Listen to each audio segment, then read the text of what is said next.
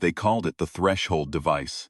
That was the official name, buried in 17 layers of classification at a facility beneath the Mojave that didn't appear on any federal map. The researchers who worked there used it because it felt safer than saying what they actually believed, that the 700-ton ring of black iron silicon composite sitting in the center of Bay 9 had been put in the ground on purpose by something that was not human as a door. Dr. Mara Vasic had her own name for it. She called it the mouth. She'd been calling it that since her first week at the facility, back when she was still stunned enough by its existence to say whatever crossed her mind out loud. Her supervisor had frowned. The other researchers had smiled the way people smile at the new one before they understand what the new one actually is. Within 3 months, half the team was using the word. Within 6, it had appeared in an internal memo. By the time Vasic cracked the inscription sequence on the outer face of the device, not the symbols everyone had been studying for decades, the secondary layer etched into the inner groove, the layer that looked like scoring from a drill press. Until you understood it was a coordinate set, the word mouth had made it into the technical documentation. That was the week General Harlow reactivated a man named Marcus Cole. Cole had been out for 2 years. The file Vasic received contained a single photograph, late 40s, jaw like a geology formation, eyes that had the quality of windows, in a house where nobody was home, and a summary of his service record that was more blacked out than not. She could read, suggested. He had spent the better part of 20 years doing things in places that didn't exist to people who were no longer findable. What the file did not say, but what Colonel Price told her quietly in the hallway before the briefing, was that Cole had lost his daughter 14 months ago. A training accident. She had been 22 years old, and she had been following her father into the same service that had swallowed most of his life. And a piece of equipment had failed. And now Marcus Cole ate breakfast alone and answered his phone on the first ring, every time, because there was no longer any reason not to. He had requested active reassignment 11 times in the 14 months since. He had been denied 11 times. Harlow, Price said, had been waiting for the right assignment. Not as a kindness, because a man who has already survived the worst thing that can happen to him is a specific kind of operational tool. Vasic was not sure she agreed with the calculus. She kept that to herself. He'll want to go through, Price said. And we want someone who wants to go through, Vasic said. It came out flatter than she intended. We want someone who isn't afraid of not coming back, Price said, and looked at her for a moment. The two things aren't quite the same. Psst. She had thought about that in the 3 days before the briefing. She was still thinking about it when Cole walked into the windowless room and set his file on the table without opening it and looked at the photograph of the mouth with the expression she had seen in the file photograph. Not closed, not hostile, just radically present, like a man who had burned off everything that wasn't absolutely essential and was now traveling light in a way that had nothing to do with luggage. The briefing was in a room with no windows. Cole sat at the end of the table and did not touch the coffee in front of him. He listened to everything with the same expression he'd worn in the photograph. Not closed, not hostile, just radically present, like a man who had learned to treat each moment as the only moment. When Vasic finished explaining the coordinate system, when she brought up the images of the inner inscription and walked him through the translation. 7 symbols, each one a stellar reference point, each one a coordinate in a 3-dimensional spatial address. Cole looked at the photograph of the mouth and said, "How long has it been down there?" "The surrounding geological context suggests approximately 10,000 years, Vasic said. Cole nodded very slowly. "And we've had it since when?" 1931. "A survey team in the Sonoran Desert, they thought it was a collapsed man shaft until they started pulling pieces up." She paused. "There are records suggesting similar structures were discovered in other countries in the 20th century. We've confirmed 2. One was destroyed in 1944. The other we don't know." Cole looked at the photograph for another long moment. "Somebody buried it." "Yes, somebody who knew what it was." "We believe so." He looked up from the photograph and directly at Vasic, and she understood what Price had meant. There was nothing in his eyes that looked like fear. There was something that looked like recognition, which was almost worse. When do we go? They dialed it 6 days later. The sequence worked exactly as the inscription described. The mouth's inner ring rotated, not mechanically, not with any sound that came from friction or gears, but with a low resonant thrum that Vasek felt in her back teeth and her sternum. And the 7 chevrons locked, one by one, and then the event horizon formed. That was the only word for it. A vertical wall of light that was also a surface like water, iridescent and impossible, outward 6 feet from the ring's face, and then collapsed back into itself. And what remained was a window into somewhere else. Vasek could see sky through it, not a familiar sky. Something in the color was wrong, too saturated, a blue-white that felt geological rather than atmospheric. Cole looked at it for 3 seconds. Then he picked up his pack and walked through. She followed. The first thing she noticed was the weight of the air. It was dry and mineral and carried a heat that felt older than weather. Not the heat of a day, but the heat of a world that had been cooking in its own light for longer than it wanted to be. The second thing she noticed was the landscape. Flat, rust-colored sand in every direction, broken here and there by formations that looked like they had been arranged. Not randomly eroded. Placed. The geometry was wrong for natural stone. Third thing she noticed was that they were standing inside a pyramid. Not at the base, inside. The mouth's twin. Identical in every measurement. She would confirm this later. To within tolerances that suggested they had been manufactured rather than built. Occupied the far wall of a chamber, so large that the ceiling was lost in haze. The stone around them was a deep amber, almost amber black, and the walls were inscribed with the same system she had spent 4 years learning to read, but denser, layered over with something else. A second script she did not immediately recognize. Karev, her linguist, moved past her and put his hand against the wall. "That's not the same," he said. "No," she agreed. "It's older." Cole was already at the chamber entrance, looking out. She went to stand beside him. Beyond the pyramid's shadow, the desert spread away to a range of formations on the horizon that her mind kept trying to classify as mountains and failing to because they were too regular, too deliberate. The sun here, 2 of them, primary and a smaller companion that was perhaps a quarter of the way through its own arc. Through double shadows, and the light had an amber quality that made everything look like it was happening inside a photograph of something that no longer existed. There were people. They were perhaps 300 meters away, moving in lines between structures that Vasek recognized as buildings only because she had context. They wore layered fabric the color of the sand and moved with a particular economy of people who had been doing the same task for that the body had learned to preserve itself. They were pulling something. She could see the harnesses, the ropes, the load-bearing posture. "Mining," Cole said. "Yes." The mineral the inscriptions referenced, the same composite as the mouth, collecting the substrate the device is made from. Cole was quiet for a moment. Who are they working for? One of the soldiers behind them, Sergeant Tomas Vega, 26 years old, who had grown up in Tucson and had a dog-eared paperback of Cervantes in his left thigh pocket at all times, said quietly, "They look like us." He was right. They were human. Vasek had studied the inscriptions long enough to have a theory about why, but the theory was large enough to make the back of her mind feel unstable, and she kept it to herself for now. It was Vega who made first contact. He had wandered ahead of the group, which Cole had told him twice not to do, and he had crouched down beside a child, sitting in the shadow of a load-bearing post, and eating something from a flat piece of fired clay. The child looked at him with the complete and unoffended attention of someone who has not yet learned what looking at a stranger might cost. Vega said something in Spanish, which he knew the child couldn't understand. Said it in the tone he apparently used with children, regardless of language. Warm, slightly ridiculous, self-aware, and the child laughed. Just laughed. Open and easy. The laugh of a child who has not yet learned to be afraid of things that are new.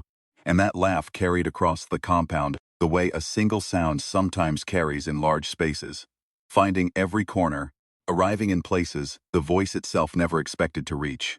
People began to stop and look. Vasek pushed past the others and crouched beside Vega. She tried 3 language families before she found the thread. Not the language of the inscriptions exactly, but a descendant of it, worn down and simplified and changed by isolation, the way all languages change when the people speaking them have been cut off from the larger river, of the tongue they came from. It was recognizable the way a river is recognizable at its mouth, if you know what it looked like at its source. The same essential motion under a different surface. She found verbs she knew in altered forms. She found nouns that had drifted in meaning, but not so far that she couldn't triangulate. She found the grammar, which changes slower than vocabulary, and once she had the grammar she had a thread, and once she had a thread she pulled it, carefully, and the rest began to come. The people thought she was an emissary. She showed them the amulet. She had taken it from the artifact collection at the facility, small piece on an ancient chain, an eye symbol that appeared repeatedly in the secondary inscription layer. And the reaction was immediate and total. They went from cautious to reverent in the space of 2 seconds. The man who seemed to be their leader, a weathered figure, with the particular stillness of someone who had learned to perform calm as a survival strategy, brought his hands together at his chest and said a word she understood to be something between God's sent and expected. Cole touched her elbow. "We need information. We need to find the symbols for the return address." "I know." She looked at the amulet in her hand. "They think we're messengers from something. Something they worship. Something they're afraid of." She paused. "There's a difference. The name they used was not Ra. It was older than that, or at least it was something that Ra had come from, been imposed over. Vasek was not certain yet. What was clear, what she assembled over the next hours, as Karev helped her and as the people around them became more comfortable, was a history that felt like something pressed flat under enormous weight, a thing that had once moved freely and was now held very still. Thousands of years ago, something had come through the mouth, not human. It had taken the form of a human, specifically. It had taken the body of a boy, a young adolescent, overriding the consciousness that lived there with something that had been traveling for a very long time, looking for a vessel that would last. It had used human hands to build a civilization. It had used human voices to establish its own worship. It had moved people like furniture, across the gate, across space, to places where they would mine and build and die without any mechanism for understanding why. Vasek sat with this for a long time. "It's parasitic," she said to Cole that night, in the orange dark of a borrowed space inside the settlement. "Biologically parasitic. It needs a human body to survive in this gravity range, this atmospheric mix. But the host's consciousness can't coexist with it, so it consumes the host. It's been doing this for," she shook her head. "The inscriptions go back at least 40,000 years. Possibly longer." Cole sat across from her with his pack between his knees and his eyes on the middle distance. "And the people here, their ancestors were taken from Earth, moved here to work." She paused. "To serve it." Cole's jaw moved slightly. "How long have they been here?" The genealogy the elder described goes back 60 generations, possibly more. She looked at the amulet in her palm. "They don't remember Earth. They've never seen it. This is the only world they know." Cole looked at her. "Then this is their world." She hadn't expected that from him. She had expected something tactical, something operational. He said it the way you say something that closes a door, with a quiet certainty that didn't ask for agreement. They found the cartouche on the inner wall of the settlement's oldest building. "A record, keeping chamber," the elder explained, "where the ancestors had kept the counts. The return coordinates were there, 6 of them. The 7th had been damaged. The entire section of wall had cracked at some point in the distant past, and the symbol was gone." Vasek photographed everything she could and spent 2 hours with Karev working through the spatial logic of the coordinate system, trying to reconstruct the 7th position from the geometry of the other 6. That was when the sky changed. It was not a weather event. The settlement's oldest inhabitants had a word for it, that Vasek now understood to mean approximately the arrival, and they said it. Without inflection, without panic, in the way you name a thing that happens, and that you have no power over and have therefore stopped expecting power over. Children were gathered in from doorways. Certain objects were moved to certain places.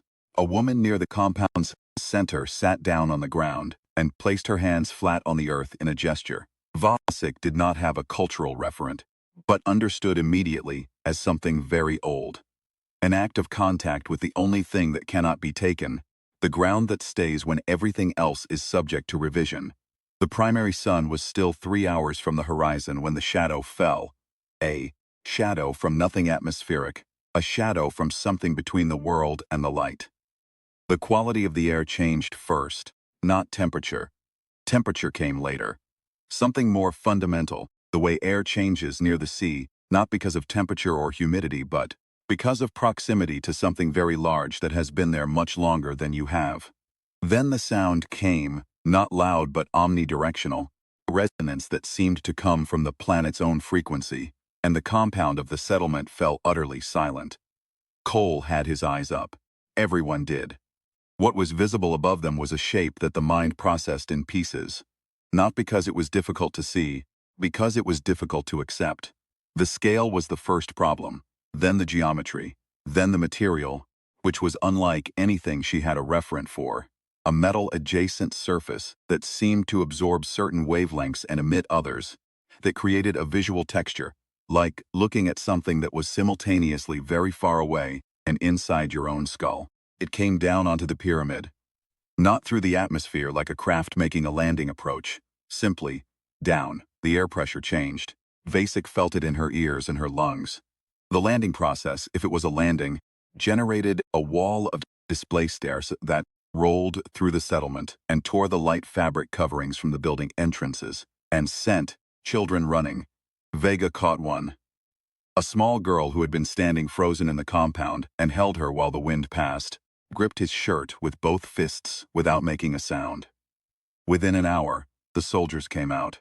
They wore armor that moved like skin, not rigid, not articulated in any way Vasek understood, but conforming constantly to the posture of the wearer, redistributing itself in real time. Their heads were enclosed in pieces shaped after animals that she recognized from the inscriptions. The head of a dog-shaped creature, the head of a raptor. The visual effect was not intimidating in any theatrical sense. It was alienating in a deeper way. It communicated with absolute economy that the thing wearing it had decided the interface between itself and the world around it would be mediated by symbols, not faces. It was the armor of something that had no interest in being known. They took 4 of Cole's soldiers in the initial sweep. Cole did not try to fight. He made that call in approximately 2 seconds, and Vasek understood immediately that it was correct. The weapons these soldiers carried operated on principles she could not yet assess, and the numbers were wrong. And they were in an unknown environment with no retreat option and incomplete return. Coordinates. Cole pulled back. He moved the team into the settlement's outer structures. Through a passage the elder showed them without being asked, with the expression of someone who has hidden people before and knows which routes work. The 7th symbol, Cole said to Vasek in the darkness of the passage. I'm working on it. How close? It's a spatial coordinate. If I know the position of the other 6, the 7th has a constrained solution set. It's not a single answer, but... She stopped. The geometry was actually quite tight. The other 6 locked down the vector so completely that there were only a small number of valid 7th symbols. She had photographed all of them. 11 candidates, she said, maybe 12. Cole was quiet. Then can we narrow it? If I had the original sequence rate, the rate at which the inner ring was designed to rotate, I could calculate which symbol aligns last under normal operating parameters. The device is built to a specific angular momentum. The 7th symbol isn't random. It's the one that falls at the end of the sequence. Cole looked at her. What do you need? I need to get back inside the pyramid. In the settlement's firelit dark, Vega was sitting against a wall with 3 children pressed against him, sleeping. He had not been asked. He had simply sat down next to them, and they had migrated toward him the way small animals migrate toward warmth. And he had put his arms around them, with the matter-of-fact tenderness of someone who did not need to be told that this was the thing to do. He had the Cervantes in his lap, and was reading it by the light of a small lamp, though Vasek was fairly sure the light was too low, and he was mostly just holding the book. She looked at that for a moment. 2 moons of this world. She had counted them, noted them, filed them away, threw a pale blue light through the gap in the fabric overhead, and that light across Vega's face, and across the faces of the children. And she thought, We are 40,000 light years from anywhere we have a name for, and this is what we do. We sit next to the frightened thing and hold it until it sleeps. Cole sent Karev and Diaz with her back to the pyramid. The soldiers had established a perimeter around the base, but were not, as far as she could determine, watching the interior. She moved through the lower passages using the Elder's route, and came up through a floor access that the inscriptions had told her existed. One of many pieces of structural information encoded in the secondary layer, which she was increasingly certain had been written by the enslaved population for the enslaved population, encoded in the register that the occupying intelligence never bothered to read because it considered the people here incapable of operating the system they were mining the material for. The chamber of the mouth was empty. She worked fast. The inner ring's mechanical basis was inscribed on the east wall of the chamber. The full mechanical specification, the materials, the operating sequence, the angular velocity of each position. It was a manual. It had been there for 60 generations, written in a script just difficult enough that it required years of study to read, which meant that every generation the enslaved people chose to pass down that knowledge had chosen, to pass down a specific and dangerous kind of hope. She cross-referenced the angular velocity against the 6 known coordinates and found the 7th. It was there. It had been there the whole time, encoded in the operating specification, accessible to anyone who understood the system well enough to ask the right question. She stood in the dim amber of the chamber and looked at it, and felt something she hadn't expected. Not triumph, not relief, kind of gratitude toward people she would never meet. People who had lived their whole lives in the shadow of something they could not destroy, who had done the only thing left to them. They had written down everything they understood and hidden it in the place that was always visible, never read. And they had trusted that someone would come, eventually, who knew how to look. 60 generations of trust. 60 generations of carefully maintained knowledge, passed from parent to child, learned and remembered and never acted on, because the time was not yet the time. The kind of hope that doesn't announce itself, the kind that just keeps showing up. She photographed everything anyway, backup for the backup, pressed her hand briefly against the wall before she left. A gesture she had no explanation for, except that it felt necessary. Diaz tapped her shoulder. Movement above. They moved. What happened in the 2 hours that followed was something Vasek would spend the rest of her, finding new ways to not fully reconstruct. She was present for it. She retained memories of individual moments with the high contrast clarity trauma generates in human memory. A gift and a curse. The brain's way of deciding that certain experiences are too significant to be processed normally and must instead be stored raw, intact, as close to the original resolution as the biology allows. She remembered Cole, in the outer compound, standing in the open, making himself visible, while the soldiers moved toward him. The calculated exposure of it. The way he stood with his weight on both feet and his hands loose at his sides, which was not surrender and not aggression, and was something she didn't have a word for. A refusal to be anything other than precisely what he was. She remembered Vega handing the children to the elder's granddaughter, and picking up a weapon, and looking at Cole, and Cole looking back, and the wordless negotiation that happened in that half-second, which ended with Vega nodding once, the nod of a man who has decided something, and has decided it all the way down. She remembered the armored soldiers retracting their helms. Just for a moment, just long enough. The faces underneath were human, not quite human. The proportions were slightly wrong, the eyes too deep set, the brow ridge altered. But human enough.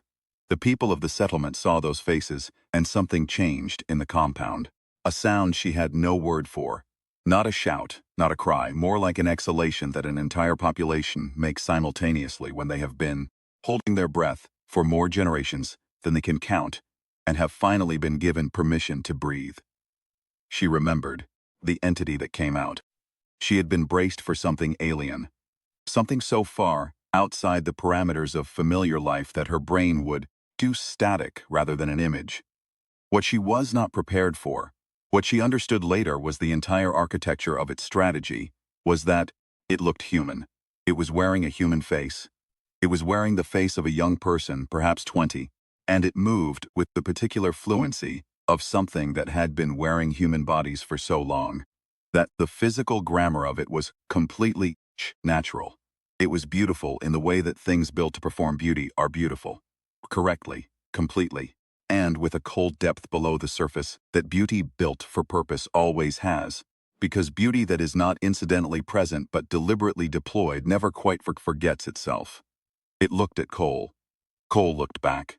The entity had dealt with humans for 40,000 years. It had watched them revolt and be suppressed. It had watched them breed loyalty and fear in the same bodies, generation after generation. It had watched them sing and grieve and build and believe, and every time, at the base of every human action, it had found the same predictable nucleus of attachment, loss, hope, repetition. It knew humans the way a shepherd knows sheep. It expected what it had always found. What it found in Marcus Cole's eyes, Vasek thought later, was something it had not catalogued. Not the despair it might have expected from his history. Not rage. Not even defiance in any form it had encountered before. What was in Cole's eyes was something quieter and more absolute than any of those. It was the expression of a man who has already paid the highest price the universe charges, and has come to understand, the far side of that payment, that there is a category of action that cost cannot deter. The entity paused. It paused. Cole said very quietly, to the Abydonian elder standing beside him, "Tell them now." What followed was not a military operation. Vasek had seen military operations. They had a quality of organized momentum, a directionality, a clear before and after.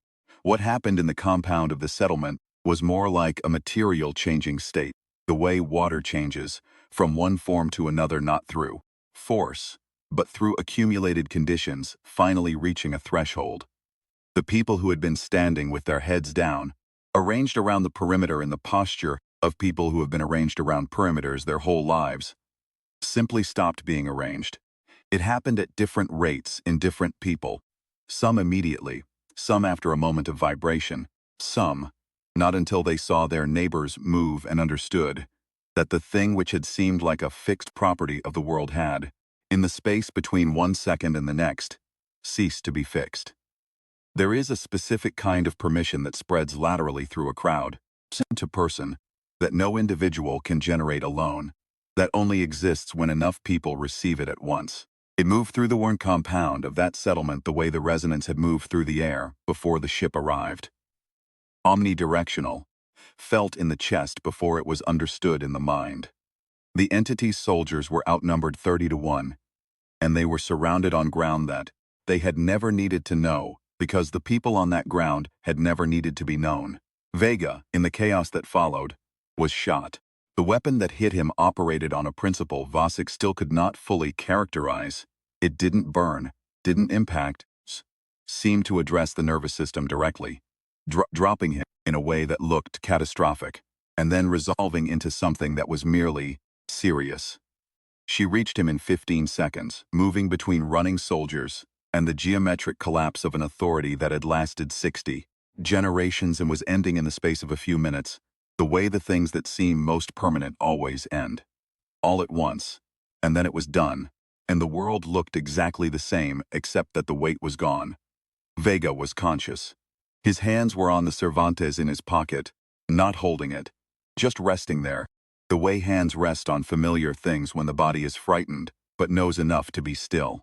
He was looking up at the double shadow sky with an expression that was almost peaceful, and told her his name when she asked, as if checking, still had it. "You're going to be fine," she said. "I know," he said, which was not agreement so much as a statement of preference, delivered with absolute sincerity, and a slightly unfocused look that meant his nervous system was still coming back online.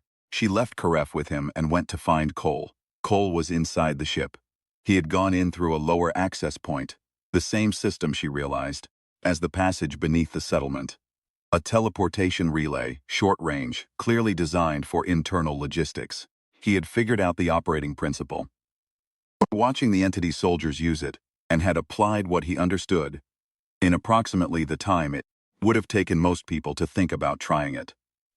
The interior of the ship was large enough that she lost her sense of direction immediately. The geometry was not designed for human spatial cognition. not hostile to it exactly, but indifferent. The geometry of something that did not have human architecture as a reference point and had not bothered to acquire one.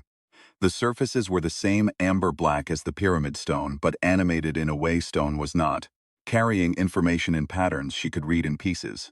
Atmospheric data, positional data, the status of systems she didn't have words for yet. She found coal in the central chamber. The entity was there. It had not fled. It was standing at the chamber's center, which was raised slightly above the surrounding floor. And it was looking at Cole with an expression that was the first genuinely non-human expression Vasek had seen on that borrowed human face. Something between confusion and the antechamber of fear. Not of Cole specifically. Of the category of thing that Cole was. She understood this because she had read the inscriptions. The entity had moved through 10,000 years of human civilization, and it had learned one thing about humans that it trusted absolutely, which was that humans could be made to worship what they feared. Every tool it had was built on this axiom.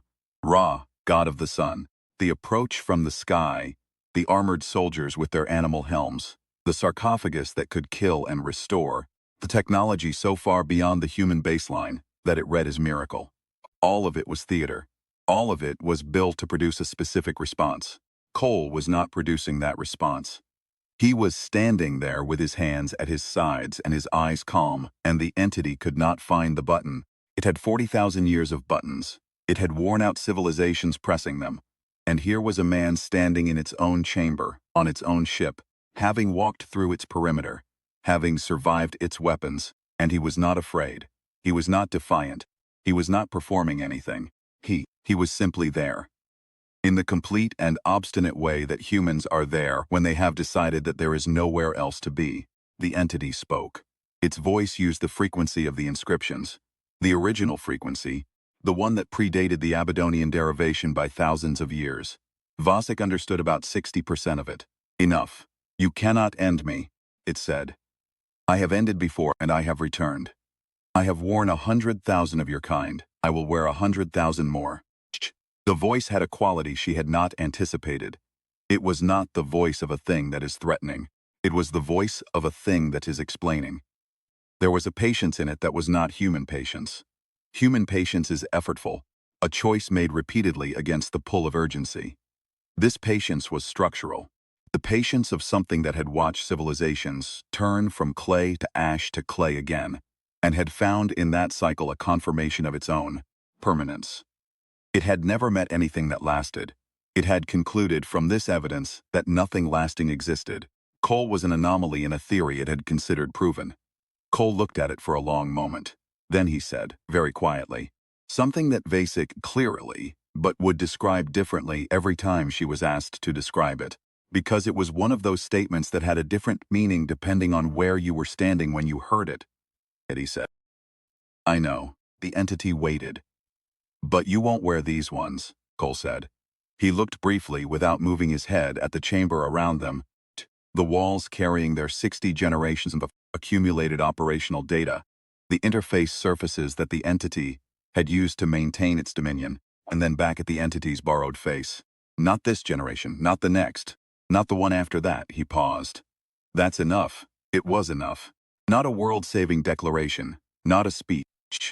Just the statement of a man who has done the math and accepted the answer and is at peace with the scope of what is actually achievable. Not all of it, not forever, but enough of it, starting now.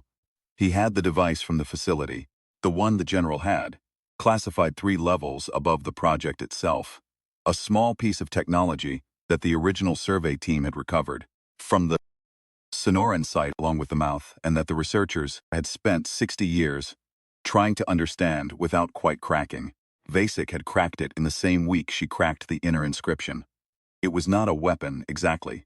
It was closer to a key to the regenerative system the entity used to sustain its hosts, the sarcophagus, the preservation technology, the mechanisms by which it moved between bodies and maintained continuity of consciousness across the gap of death. She had understood what it would do if it was introduced into the ship's central operating system. She had told Cole. Cole had carried it here. The entity looked at the device. Its borrowed face showed something that Vasek had not expected to see there. Recognition. It knew what it was. What happened in the next few seconds had the compressed clarity of things that matter. The entity moved. Cole moved. The chamber between them was not small, but distance is a variable thing when one party has spent 30 years learning to be where it needs to be, before the thinking catches up. Vasek pressed herself against the wall and watched Cole cover the distance in 7 strides. Not running. There was not enough time for what most people call running. What he did was closer to falling in a specific direction with total commitment. And he got to the central interface panel a half-second before the entity reached him. The entity's hands closed around his arm. The grip was not the grip of a human body at human strength.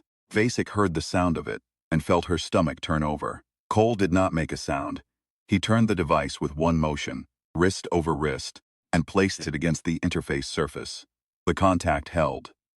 The entity released him and stepped back and made the sound she would never find before it took. The entity looked at the device. Its borrowed face showed something that Vasek had not expected to see there: recognition. It knew what it was, and it knew that it was already too late. And for one stretched moment, in the amber dark of the chamber, the thing that had worn 10,000 human faces wore the expression that the very old wear when they finally arrive at the edge of what they believed was endless, not grief exactly, not fear exactly, but the particular astonishment of the genuinely convinced encountering genuine limits for first time. The sound the ship made was not an explosion. It was a frequency shift, the same deep resonance as the mouth opening, but inverted, running backward, like a chord being unmade. The lights in the chamber changed. Something in the walls stopped moving. The entity made a sound Vasek never found a word for. Not pain exactly, not rage exactly. Something in between that had the quality of a very old and very certain thing, suddenly encountering the limits of its certainty. And then it was still. In the silence that followed, Cole looked at the device for a moment. Then he set it down with great care. The way you set down something heavy that you've been carrying for a long time. And he turned toward the chamber exit without looking back. Vasek followed him out. The light outside was different. Both suns were lower now, the secondary almost at the horizon, and the shadows had stretched and merged into something that gave the desert an entirely different quality. Not the harsh amber of midday, but something cooler, almost blue, the color of a world deciding to be gentle for a while. The compound was quiet, not the silence of suppression, the silence of aftermath, of a sound that has just ended and left the space where it was changed. Vega was sitting up. He had the Cervantes open in his lap, which meant he was fine. Because Vega did not read when he was seriously hurt. He read when things were okay enough that he could afford to be somewhere else in his head for a while. Kurev was with the elder, working through something in the inscription language. Vasek could see from 20 meters away that it was a complex exchange, the kind that required both parties to slow down and rebuild words from their component meanings. The elder had the expression of someone who is learning that their entire understanding of their own history has just been handed to them in a format they can actually use. The return address was confirmed. They could go home. Cole was standing at the edge of the compound, looking out at the desert, the double shadow world, the alien geometry of the formations on the horizon, the deep mineral silence of a place where the sky was 2 colors at once. Vasek went to stand beside him. "The people here," she said, "yes. They can't come with us. There are 8 billion people on Earth." "The political, I know," Cole said. They'll need a lot of things." He was quiet for a moment. "They'll figure them out." Vasek looked at the settlement, at the structures that people had built here over 60 generations, at the materials they had used, the same composite as the mouth, purposed for housing, for storage, for the walls of a record-keeping chamber that had held a hidden manual for 60-plus years in case a generation came along that could read it and use it. At the child who had laughed at Vega's voice. "The inscriptions," she said. "The secondary layer. People who wrote it, they didn't know if anyone would ever come," Cole said. "No, but they wrote it anyway, yes." Cole was quiet again. She had come to understand, in the past 72 hours, that his silences were not absences. They were a kind of work. He was doing something in those silences that other people used words to do, processing and arriving at positions and testing them against things she couldn't see. She would have loved this, he said. Very quietly. To no one, to someone who wasn't there to hear it. Vasek did not say anything. There was nothing to say. She stood beside him and let the silence be what it was. Vega came to stand on her other side. He had the book in his hand now, held loosely. He looked out at the same desert Cole was looking at, and after a moment he said, "It's not bad as worlds go." Cole looked at him sideways. "Nice sky," Vega said, "2 moons. Good stone for building," he paused. "I've been in worse places." Cole made a sound that might, under different circumstances, have been the beginning of a laugh. It was brief and quiet and quickly gone, but it was there. The gate dialed in the last blue light of the alien evening. The 7 chevrons locked in sequence. She could hear each one as a distinct resonant. Note, the inner ring rotating with that same deep thrum she had felt in Bay 9 under the Mojave. But here, on this world, under these 2 suns, it sounded different, not mechanical. Something closer to music, or to what music is trying to do when it works. The mouth opened and the event horizon bloomed outward, that impossible wall of light, and through it they could see nothing, just light, the way a doorway looks when you are on the dark side of it, and the other side is day. Cole went through first.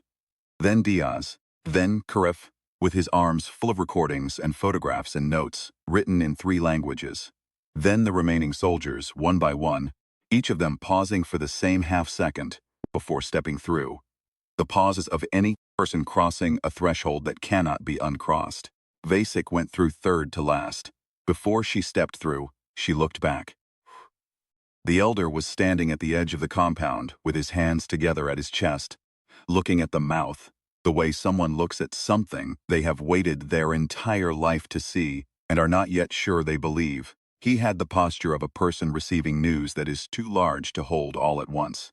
Behind him, several of the settlement's younger people had gathered, and they were looking too, seen, in the way that people look at things they have been told about but never seen, with a recognition that is also a kind of confirmation, feeling of a story becoming real. One of them, a girl of perhaps 12, the one Vega had caught in the wind, was standing slightly apart from the others, and she was looking not at the gate but at the sky above it. Not the sky where the ship had been, but the regular sky, the ambient sky, as if she was already thinking about what the sky would look like from here now, that it was different. Not waiting for something to arrive, considering what to build. Vasek held that image for exactly as long as she could hold it. Then she stepped through. The Mojave facility reassembled around her. Fluorescent light and concrete and the smell of recirculated air and 23 people in lab coats and military all standing very still, watching them come back. General Harlow was at the front. He had the expression of a man who prepared himself for every outcome and is now confronting the fact that the outcome he hadn't prepared for was success. Cole walked past him without stopping. He went to the equipment locker at the far end of Bay 9, put his pack on the floor, and sat down on the bench, with his hands between his knees and his eyes on the middle distance. Not hollow, not broken. Somewhere Vasek couldn't reach, but that looked from the outside like a place where something heavy had been set down at last. She sat beside him, not to say anything. Just to sit beside him, the way you sit beside people who have done something that can't be acknowledged in any register that fit in a report. They sat in the fluorescent hum of a facility built into the earth, 40,000 light-years from the world they'd just left. People who had been moved like furniture for 60 generations had watched the door their ancestors buried come open at last. A girl of 12 was watching the sky. Harlow came and stood a few feet away. He waited. Cole looked up at him. "The entity," Harlow said. "Neutralized. Permanently." Cole held his gaze for a moment. "It said it had come back before. And I made sure the mechanism was gone." Cole's voice was flat and certain, the voice of a man who checked his work. "It won't be wearing anyone else." Harlow nodded. He opened his mouth to say something. She could see the shape of the question forming, something about the facility, the technology, recovery operation, the asset acquisition implications of an intact alien vessel. And then he read something in Cole's face and closed it again. He turned and walked back toward the briefing room without looking back. Vasek looked at Cole. He was looking at the mouth. It was dark now, inert. just a ring of dark composite standing in the center of Bay 9, enormous and quiet. "What happens to it now?" she said. Cole was quiet for a long moment. "They'll want to send another team," he said. "I know. It'll take months to clear the approvals. Security assessment, threat analysis." He paused. "Months." Vasek looked at the gate. "That's a long time," she said. 60 generations worth of people to be waiting." Cole said nothing. He was looking at the mouth, and his hands were resting loosely on his knees, and his face had the quality she had seen in it from the beginning. That radical presence, the absence of the specific fear that makes people choose the shorter version of things. He had brought them home. He had done what he came to do. He was going to sit here for a while, in the fluorescent light, on a bench in the desert, and then he was going to stand up and go. Find Harlow and sit through every briefing they put him in until the approvals came through. Because there was a girl on a distant world, watching the sky for something different. And he had decided, somewhere between the entity's chamber and the walk back through the gate, that was enough of a reason. Vega came and sat on the floor beside the bench, back against the wall, the Cervantes open across his knee. The lab coat people were circling the room taking readings. Karev was already at a workstation, pulling up his recordings, beginning the process of turning 60 generations of hidden knowledge into something with footnotes. The mouth stood in the center of the room and said nothing. Outside, over the Mojave, the stars were coming out. The same stars that, at a different angle, looked like coordinates. The same coordinates that correctly read were an address, not a warning, not a threat, the specific spatial grammar of someone trying to come home, or trying, across the enormous dark, to send someone to help. Vega turned a page. Cole sat with his hands between his knees. Vasek looked at the gate, and she thought about what the child had sounded like, laughing, on the first day, in the alien light before any of it, the pure unguarded sound of it, the way it had carried across a compound, full of people who had forgotten, in 60 generations of arranged postures, that the body still knew how to do that. She put that sound somewhere safe inside her. Whatever came next, she was going to need it.